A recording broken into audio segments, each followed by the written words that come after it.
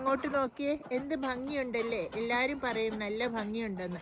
പക്ഷെ അതിൻ്റെ ഒരു വൃത്തിയിട്ട വശം കാണിച്ചു തരട്ടെ. ഇങ്ങോട്ട് നോക്ക്, കണ്ടോ, മഞ്ഞൊരുകി തുടങ്ങി.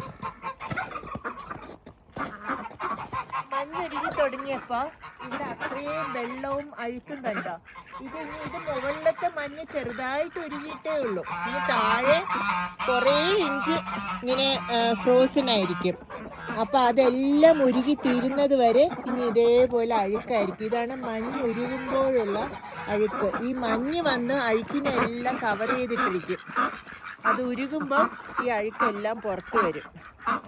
പിന്നെ അത് കഴിയുമ്പോൾ ക്ലീനിങ്.